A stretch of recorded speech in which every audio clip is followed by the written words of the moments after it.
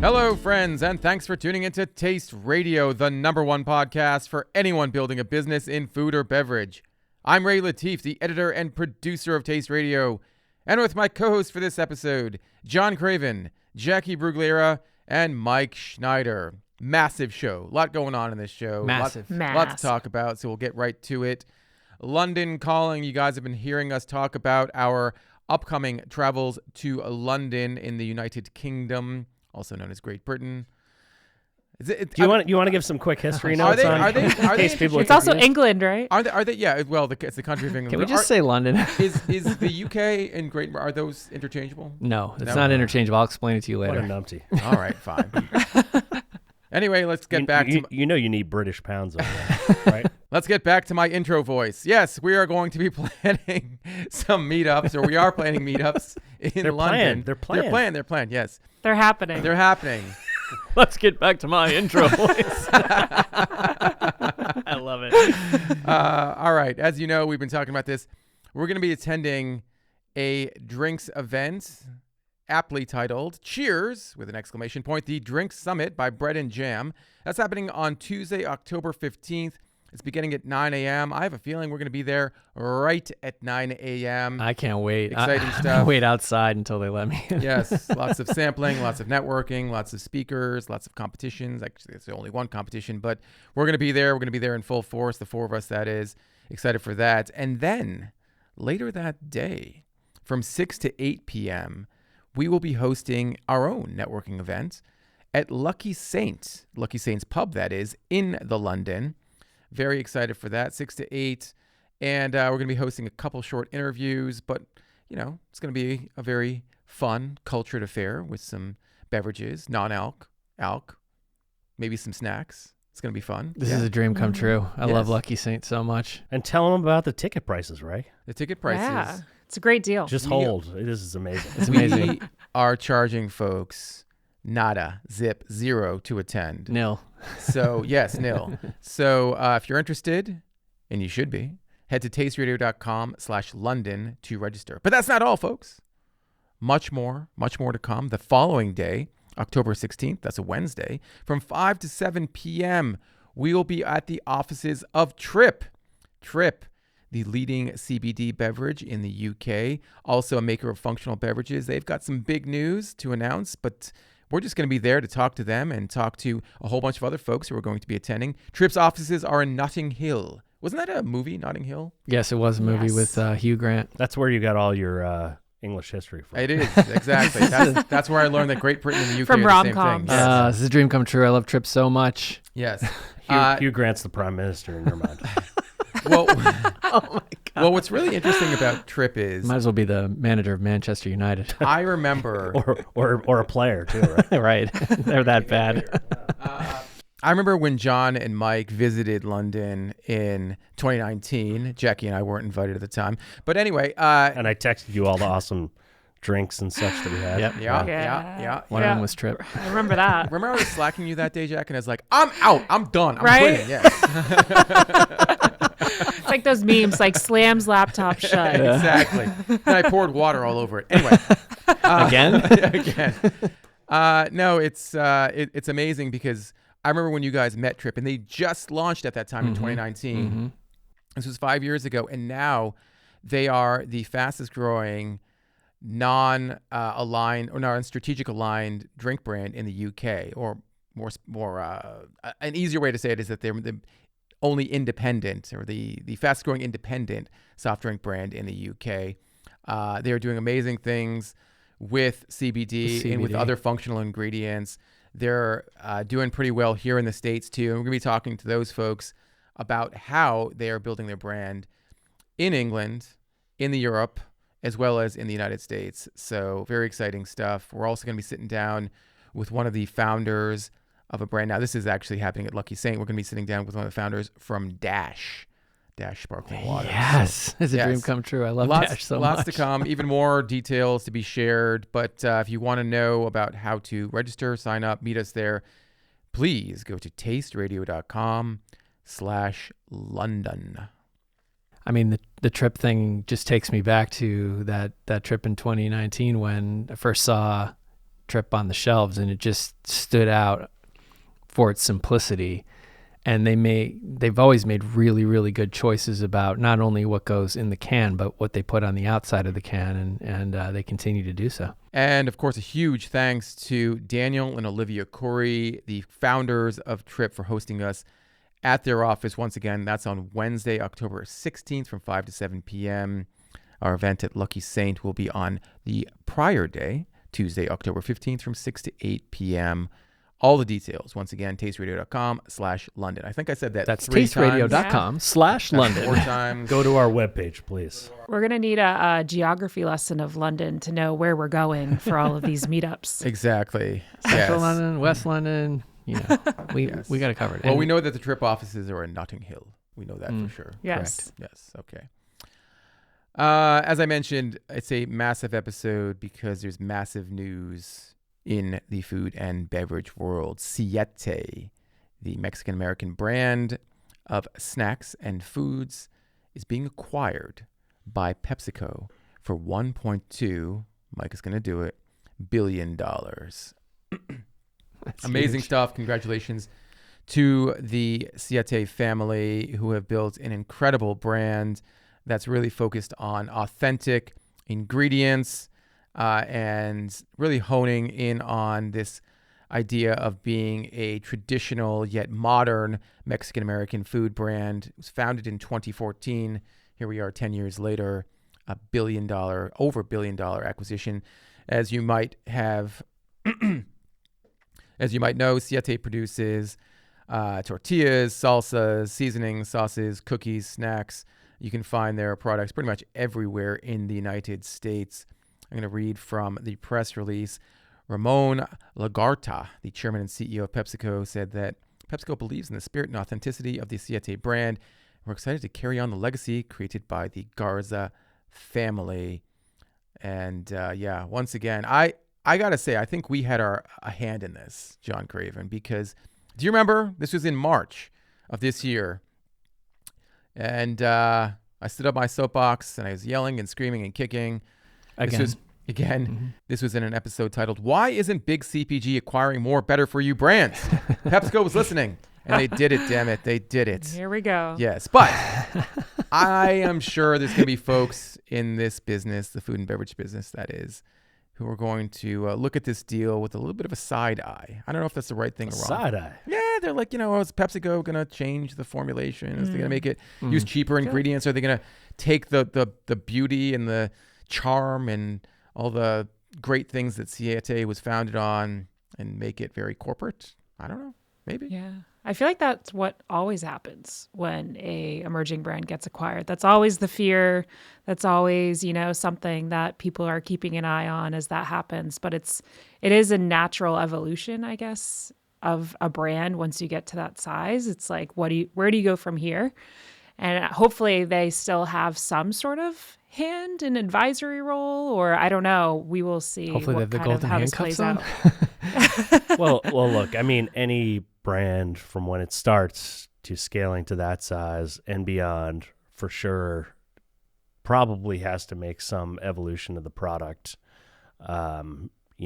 really to make it be able to do that. I mean, I think we a lot of times see entrepreneurs who are starting out and it's like, oh, I made this in my kitchen. And yeah, it's awesome because you made it in your kitchen and it's not scalable in any way. And I think with this, I don't know. I mean, I think there's a lot in the Siete brand that I feel like they've already gone through that. I mean, I think they're, certainly like their chip products, like, I don't know, what are they going to do to that? I mean, it seems like pretty good. Just give it more points of distribution, put some money behind it. And there's probably economies of scale that PepsiCo's going after with that. But no matter what they do, I still, going back to your point about the podcast back in March, I think it was. I mean, there's been a lot of people who are like big M&A and CPGs like over. And, I think what we talked about back then is this stuff, it just is a cycle. And it would be great if they're back in buy mode, because I think there are some brands out there that fill the need or a void that exists within these big CPG companies' portfolios. And, they don't want to miss out on that. So, I mean, it's, congrats to Siete for what they built and for that awesome exit. And I think anyone out there who's got a CPG brand that's listening, you are going to benefit from this. Like, this has a renewed, like, wow, gee whiz, there is a big financial upside for, the top of CPG M&A. So I think this gives some confidence there and should be that, grease on the investment wheels at all levels. Probably won't happen like, totally overnight, but I suspect this is not the last big deal we're going to see in the coming months.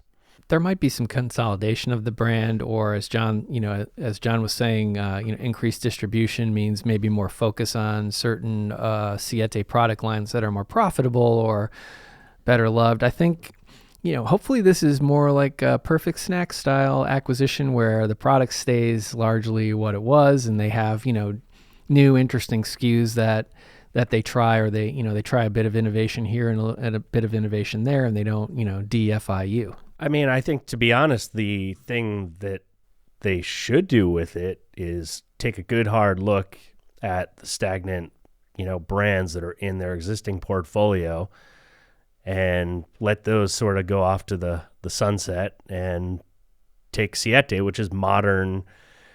It's a really well-branded product. Like, it's got momentum. Just give it a push, build off of that, rather than, I think, to what Jackie was saying, I think a lot of times it's like, it's almost just maybe easier to keep sticking with the legacy brands. They already have like established teams and, so on and so forth within these big companies. And this is going to be different, but widely distributed, and pulling legacy brands off the shelf is pretty difficult. And this feels like, the Siete brand, it looks timeless. It looks evergreen. Like, there's nothing about it where you're like, I don't know, this is just some hype that'll be gone. Like, it looks like a staple product. So, and you get inside what you're looking at on the outside too, which is really important. Like, the quality is unmistakable for Siete.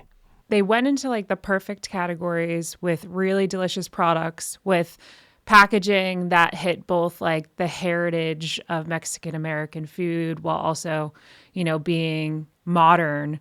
So that they just like did everything right, and that took time, but I think that it just provides for a great brand to just kind of keep pushing, like Craven was saying. But you're definitely not going to push Fritos off the shelf, at least not immediately. Yeah, and I think the one thing that hasn't been brought up is that Siete was founded on the roots of being a better-for-you brand as well. Their ingredients are high quality. They're made for people who in some cases can't eat certain ingredients. They have grain-free tortillas. They make some of their tortillas with avocado oil.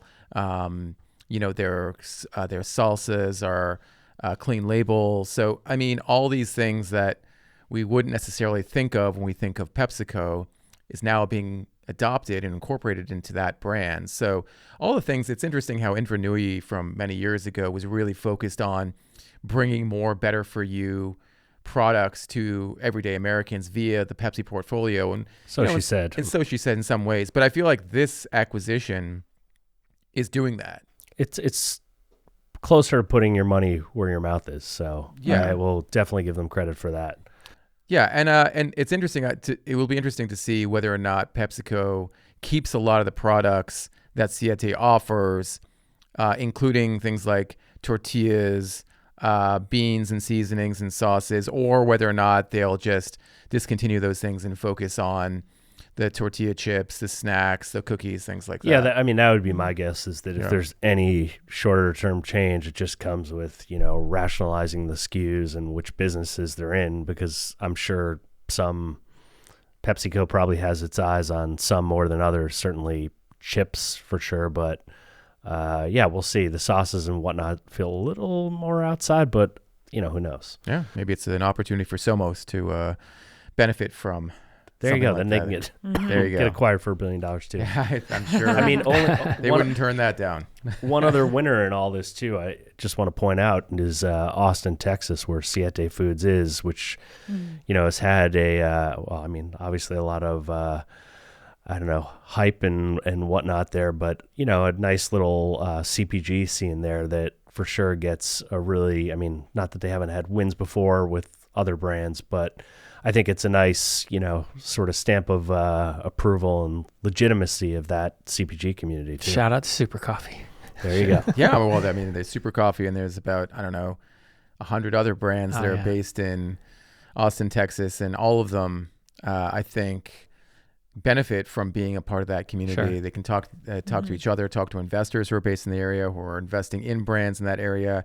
But overall, I would say that this is a big win. I did see some stuff on LinkedIn about, just people, I don't know, I don't want to call them haters, but just like people who are, Of course there's haters. who are nervous. Yeah, haters gonna hate. Yeah, who are nervous or like skeptical about PepsiCo getting involved. But again, this is something we talked about in March. Like, if everyday Americans are going to eat better, it's going to be incumbent upon the big food companies to give them better food, to give them more affordable and accessible food that is better for you. And I think PepsiCo's acquisition of Siete does that, which is great. Yeah, I think also just the hate shows how respected the Siete brand is within the industry.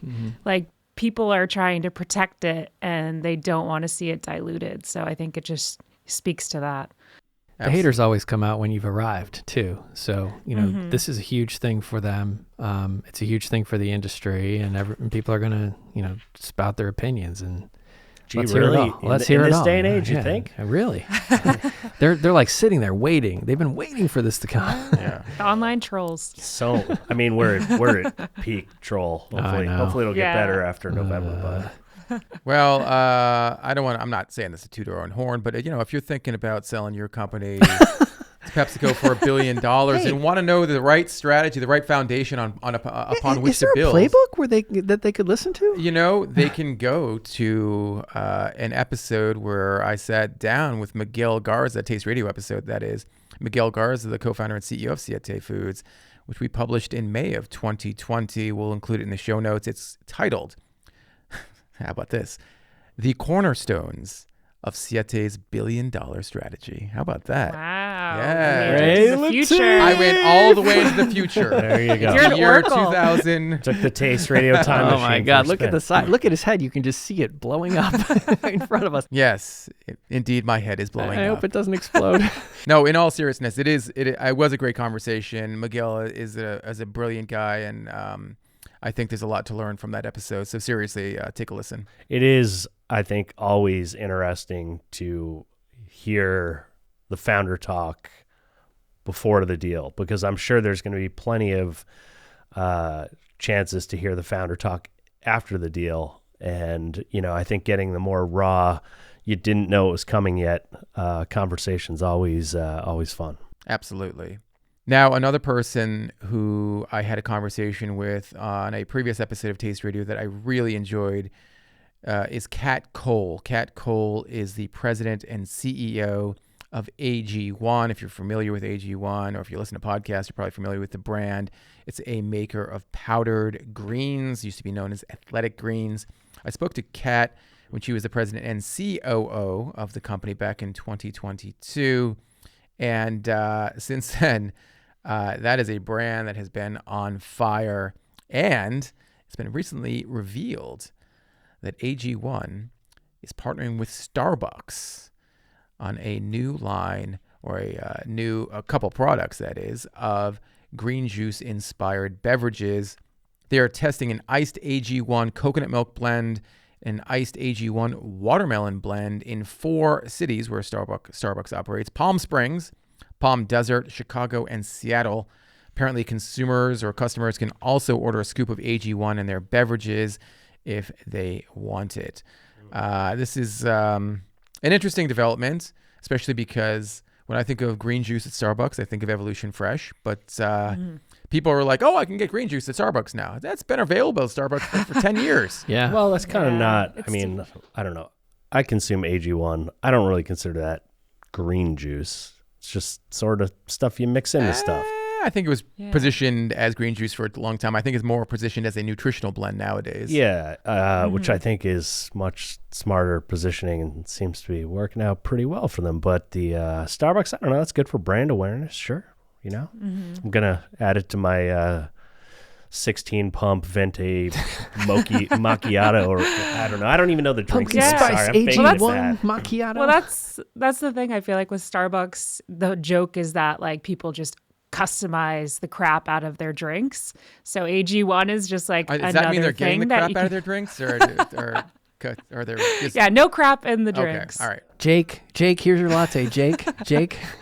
Yeah, and now you just add AG1 as another line item, on your drink order now. I think it's just like smart for them to build on the AG1 brand awareness and offer it as another thing for their consumers. It is giving me Erewhon vibes though, I like, what is the price point? I know AG1 It's not Erewhon level. No, well, it's Okay, that's good. So for a grande of both, the coconut milk one and the watermelon one, a grande is $6.25 according to this signage here. I don't know what a normal costs minus the AG1. I mean, it's still pretty expensive. Let's be real here. Like, not the everyday consumer is not going to be able to afford this. So Yeah, well, also where they're testing is Yeah. interesting because, Palm Springs, Palm Desert, those are probably a lot of LA people. Yeah. They're going to spend money on it. So I could see it They're gonna doing think it's cheap. well. They're Yeah. used to Erewhon. Yeah, according to Snack Shot, which is run by our favorite friend Andrea Hernandez, the options are very low in sugar content. It doesn't describe in her post here, it doesn't describe exactly how much sugar is in these beverages, but I also wonder if the average Starbucks consumer like drinks green juice or drinks green beverages, period. I mean, there's definitely consumers that go there and buy things that they perceive to be healthy, a lot like they sell a lot of matcha lemonades and stuff, So maybe it's Yeah. like green stuff is healthy. This green stuff must be healthy. Maybe I should add it to my drink. I don't know. I don't think they're all like purists like you, Ray, with your green juice every morning. And they're maybe looking at it just as purely like a functional add to their beverage. Yeah, I honestly wonder who's going to benefit more from this, AG1 or Starbucks. I got to think it's AG1, but I think Starbucks has really been lacking when it comes to innovation. Yeah, I mean, of they late, could use so- any sort of buzz they could get. Yeah. So, yeah, take it, do it. So you know? think Starbucks is going to get more out of this? I don't know. It can't be bad for them. Would you just be a pundit for a second and let me know? What do you think? I don't know. I don't know. I don't know. That's my job. I do know you're going to go in there and just be like, just give me the line of AG1. Just put it on the counter. Yeah. To be fair, They're a giant international coffee shop. Of course, AG1's going to be the one that benefits more than Starbucks. Fair enough. I will say this, and no offense to AG1, I have a ton of respect for Kat Cole. I will not be buying this product at Starbucks. If I want something that's better for you or healthy, I'm going to go to the actual When was green the juice. last time you went to Starbucks? That's a good question. It's been a while. Yeah, you haven't been to Starbucks in a while. I mean, He's more of a Burger King guy. Lately, it's been Arby's, actually. They have one of those in Brookline? Extra meat. Yeah, You like the they have the meats? meats. We like the Yes, meats. I mean, they have the meats. Anyway, we'll be following the development of that partnership. Whether it goes national or not remains to be seen. But hey, we're talking about it, so it means it's important, right? We don't talk about anything unless it's important. All right, let's try some products. All right. Does Starbucks sell pretzel bites? I don't know, but people love pretzel bites, and I think they probably should. Why haven't we opened those yet? I feel like they should. Anyway, They sell cake on a stick. My kids love that. yeah, they sell the cake pops. I asked because I'm holding in my hand right now a new product launched by King's Hawaiian. You might know King's Hawaiian for their delicious soft rolls that pretty much go with anything. You can eat those for breakfast, lunch, and dinner. Do you just keep them next to your bed? Under the bed, actually. These you might keep next to your bed. I could see You could it. sleep on them. You know, They're I'm so not a soft. huge soft pretzel person, but I love this. So, so they launched soft pretzel enough, right? bites. These come in a little bin, I'll call it that. They are 170 calories per serving. A serving size is 6 pieces. Everyone's seen a pretzel bite. They're not too big. The flavor is described as original Hawaiian sweet. And I like this because kids love this kind of stuff. Are we opening these?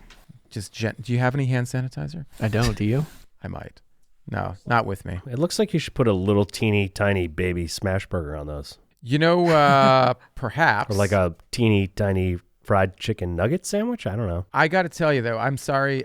You're supposed to either microwave or put these in a They're soft in an air pretzels. fryer. I love nuked food. Yeah, go ahead. I love nuked food. There you go. Do you want one? I mean, I guess I don't. They look like a pretzel Buckeye. Look at Okay. The Or ingredients chestnut. on this are microscopic and cover about 9 lines. Yeah, there's a lot of ingredients in this. I won't necessarily say that this is a clean label product, but I'm sure it's delicious.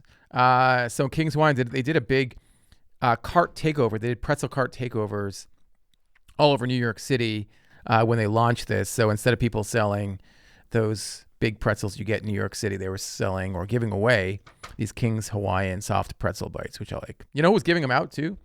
Freaking Eli Manning. Was he throwing on people's Wow. head? Yes, he was throwing at people's heads and hoping they catch it because that's kind of Yeah, what. those Oh would be my perfect for a food fight. See, these would not work the way a New York pretzel does because you just can't put mustard on these. Speaking of haters, you could dip it. No, into no mustard You or don't butter. have the chestnut smell like burning. You just have the container oh, opening. I hate that. I smell. definitely want to try that these smell. either I do air too. fried or I hate that smell. or It's the best. No. Yeah, we're gonna have some or air- toaster oven. We're gonna taste. They'll be toaster good. oven They'll be good that way. Yes. Can we move on to something with fewer ingredients? Yes. You have that. How about that? Yeah. You got. Did they send that to you? Did you buy that? I emailed that. What's his name? That guy, Matt Weiss? No, I kidding. I did not email him. I just was like, I'm going to go buy this. Okay, It good. was, I guess technically it's a Graza product. So emailing Matt Weiss from RIND would have been weird, even though that I think this is it says collaboration with RIND. I think it's from their They're granola company, right? granola facility that they've got now. Up in So, Vermont. yeah. Here, you want a little... Yes. I'll you let didn't, you you didn't do a little explain what pour. this was. Okay. Yeah, So what this is what a- is this product? This is a limited edition. Sorry, product. I just got to hit all the bullshit out of the way. I yelled at John. He got all flustered. This product is called Grazola. It's granola by Graza. It's made with extra virgin olive oil, and it is powered by RIND, as it notes here on the package. Nothing but oats, EVOO, which stands for extra virgin olive oil, salt, and maple syrup. It's sweet and salty. Ivu. This one has very few ingredients: gluten-free rolled oats, maple syrup, Graza, extra virgin olive oil, and salt. Good It's stuff. it's definitely here. I'll take a little scotch. We got to here. get your take on this, Ray. It's a different tasting granola, which I appreciate. Definitely, and I will say for Matt Weiss, it is DNS. He'll be wondering, Yeah, but DNS, Matt. Do we have a sticker? Yeah, we can we give him a should put a sticker. sticker on there. But it's definitely got a different, like, sort of savory taste to it. I appreciate that. That's a really almost buttery backbone to it. Yeah, it's interesting. Graza has done a few of these limited edition collabs. They did one, obviously the non-alcoholic martini with Bora, and I can see this being an everyday product or a part of their portfolio going forward. But Fun name, Grazola. Nice yeah, one. I wonder if this is going to be something that ends up being part of their permanent portfolio or Why not. don't you taste it? Because I don't have any hand sanitizer. Oh, my God. There's a cup right there. I'm using that cup for something else. Okay. I'm using that cup for a new product from the brand known as Casamara Club. Casamara Club is a maker of delicious non-alcoholic drinks, specifically aperitivos. We've talked about this brand a number of times I love on the Casamara podcast. Club. Yes, this is right up your alley. So this is a new product. Look at As I that. mentioned, Super That's Classico so comes in cool. these squat 8-ounce cans. It's made with sparkling water, red currant juice, Demarca cane sugar, lemon juice, and has extracts of Chinotto. I think I'm pronouncing that correctly. Chinotto, cola nut, orris root, bourbon, Madagascar vanilla, juniper, allspice, and clove. I like all those words. I don't know what they all mean, but I like them all. Can we get a can over here? We got a can. We're gonna sample some. Sorry, Jackie. I know It's okay. if I had got some earlier, I would have brought it with me to I got a good slide game today. the San Diego. Yeah, this stuff looks awesome. good. Let's smell this. This Yes. kind of has like a, I don't mean this in a negative way, but like almost like a household cleaner vibe to the can. Like it's got Oh yeah, it looks like a what's the name of that brand? one of those like Ajax. Yeah. Yeah. Yeah. you know it's what? cool. I mean, it totally catches You the eye. guys, it tastes like Casamara Club, and it's it's got like very, very nice bitter notes to it. Some really thoughtful sweetness. This is great. Solid stuff. So John, just to extend our conversation here about the can. According to the company, the retro copper and navy striped can is a design that nods to some of the team's favorite Italian scenes from the 1960s, from Steve McQueen documentaries to iconic F1 races. I can see that. In Italy. Yeah, I can see Nicely that. done. It's got Nicely like a done. really nice old school racing vibe to it. Now that they mentioned that, I mean, this stuff is really good. It's tasty. 48 calories for a can. It says, "We hope this little drink helps you appreciate small moments and to find leisure whenever and wherever you are." I pronounce it leisure, not Leisure. Leisure. Yeah, this is really good. Well done. Yet another great did offering. you just snag What? a can and Where? put it in your breast pocket What? like that? Yes, you did. Oh my Look at God. that. Oh everybody my get a close-up goodness, of I that? did. Can you believe it? Thief!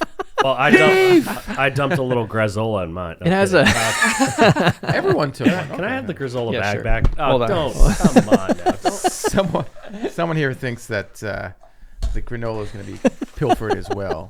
Would you like me to pour you a little cup? No, right? no, Yeah, come no, on, you no. got it. Yeah. You know what? Ray, Jackie try has it. things to talk There's no hand sanitizer needed. Jackie, what you got over there? I have Throne Sport Coffee. Yes, Throne Sport So let Coffee. me a little open this up. There you go. We can see the different options here, but this is Patrick Mahomes coffee. Patrick Mahomes. Yes. Voice, Yes. geez. Patrick I don't know. Mahomes coffee. Making It fun felt of Ray. like I was like doing a reveal, so I was like trying to. Ray, put on what the Ray episode voice was or he Is that your something. announcer voice? He's on an episode. Mahomes Patrick Mahomes coffee. introduces his sport coffee. Well, what kind does he have? He has different types. He has black, French vanilla, mocha java, and salted caramel. The call outs really are all about like performance. So it seems like it's like something you would drink before a workout. Like it has BCAAs, B vitamins, all natural flavors and sweeteners, electrolytes, and 150 milligrams of natural caffeine from Arabica coffee. I haven't tried it yet. Patrick and I really enjoyed that salted caramel, especially when I interviewed him and founder of Throne Sport Coffee, Michael Fideli. Patrick Mahomes is actually the lead investor in Throne Sport Coffee, and Michael Fideli, the former Vitamin Water and Body Armor marketing executive, are getting into the coffee business, and I think they're off to a great start. That was an awesome flex there, Ray. I mean, Yeah, you get Pat to talk to all the Mahomes. You talked to celebrities. Pat Mahomes. I talked to I Pat. hate the Kansas City Chiefs, but I think Pat Mahomes is awesome. Ooh, don't tell Monica. Oh my gosh, She that's hates the right. Patriots, I'm sure. Yeah, that's true. No, Hatred is it's a mutual. really great looking brand, great tasting brand products, and I think, if I'm not mistaken, all of them have less than 10 grams of sugar per can. Is that right? Yes, you are correct. It has, this one has 8 total sugars. Yes. So, And yeah, it's pretty clean. And it's pretty sweet as it is. I mean, at least for me, who has a pretty discerning palate when it comes to sweetness. Can we talk about another great looking brand? I've got this brown box here, and it just has one little parrot sticker that says a new kind of South Asian pantry. And you Okay. open it up, and it's the long-awaited People. People rebrand. Woo. Very cool. Take a look at that. To be clear, people is spelled see. Peepal, and people is how you spell people. People. This is the I'm one. doing my mic impression over here. John's got a bottle of hot sauce in his breast pocket. This is breast the pocket. South Oh, Asian you gave me my favorite one too. hot sauce with the turmeric habanero. That one's amazing. I've got the garlic ghost. Ray, which one do you have? This is the mango jalapeno. Look at this, Jackie. We got parrot earrings. So the Ah, so the love that. so the parrot is the new mascot of People, and it's on the bottles, which, as we talked about before, are inspired by the trucks in Pakistan. And this branding is beautiful. This is just going to pop right off the shelf. I love the call out: 0 sugar, lower sodium. And they change the names of the flavors so that you know what you're getting when you see it. Of course, we have, in case we want to set the room on fire, there's also a matchbook here. Ooh, chill matchbook. Let's not do do that. It says not your auntie's Desi pantry. Chill brand. Is that a sticker for the wall? Not a sticker. This is a thank you note. It says Sure, it's not a sticker too.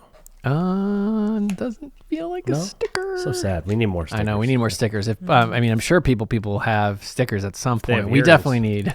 They have earrings. Stickers must be coming, but we need people parrot stickers.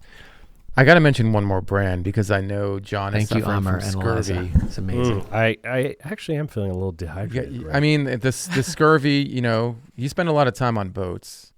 I do lately. Yes. And as a potential pirate, Yes. perhaps that's why, you're developing the scurvy. You know what you're I'm supposed in to it take for the gold coins and the in the earrings, the parrot earrings? You can give those to no, and John, like but the hull of the ship, you're supposed to drink quinine for scurvy, right? Right? Oh yes. Yeah, okay. So I saw this That's why I upstairs. have a nice G&T every time I'm on Oh a no, boat. wait. Isn't quinine for malaria?